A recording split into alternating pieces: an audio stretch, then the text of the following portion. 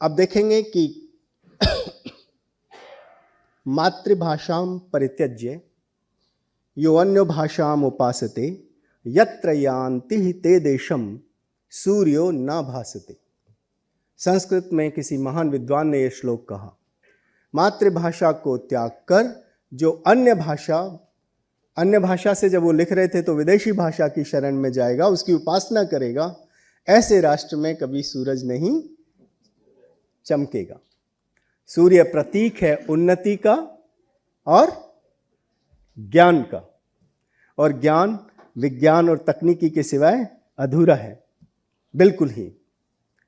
तो जो राष्ट्र विकसित हैं, आप देखेंगे पूरे भूमंडल पर जो भी राष्ट्र विकसित हैं उनकी अपनी भाषाएं हैं, चाहे रशिया हो, चीन हो, जापान हो, टर्की हो, छोटे बड़े राष्ट्र हो, इटली हो, इंग्लैंड हो, अमेरिका हो, फ्रांस हो, जर्मनी हो, आयरलैंड हो, जो भी आप देखेंगे विकसित राष्ट्र है, उसकी अपनी भाषा है।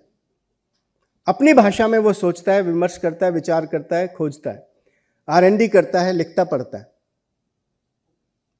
यही सिद्धांत है शायद, और हम भी इस ओर बढ़ चुके हैं। कल का अखबार आपने सबने पढ़ा होगा, हम सब प्रबुद्ध लोग हैं, अखबारों से जुड़े रहते हैं, तो आपने एक आर्टिकल कहीं पढ़ा होगा, छोटी सी सूचना, जन सूचना के लिए था, कि जो हमारी शेड्यूल्ड लैंग्वेजेस हैं 8th शेड्यूल में, उसके अलावा भी जो अनशेड्यूल्ड हमारी भाषाएं हैं, ट्राइबल लैंग्वेजेस हैं, दूसरे सामाजिक भाषाएं हैं लोगों की, उनके माध्यम से भी प्राथमिक शिक्षा, यानी 52 भाषाओं के माध्यम से प्राथमिक शिक्षा हिंदी अब दी जाएगी। यानी अपनी भाषाओं का विकास, उसके माध्यम से अपने राष्ट्र का विकास। सर, भाषा और राष्ट्रीय विकास का सीधा संबंध है।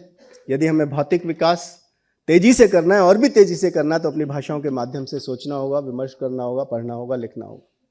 और सांस्कृतिक विकास के लिए तो अभी हमारे मंच से भाषणों में भी कहा गया कि संस्कृति का विकास, सांस्कृतिक गौरव को यदि हासिल करना है तो अपनी भाषा को हमको आगे बढ़ाना ही होगा। मैं अपनी बात को बहुत आगे ना बढ़ाते हुए, भोजन के और आपके बीच में मैं ही खड़ा हुआ हूँ अभी, है ना, तो मैं अक्सर कुछ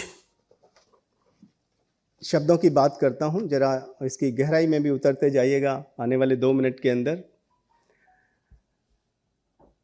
SSS, मुझे किसी ने कहा कि स की घात 3, स घन, क्यूब 3,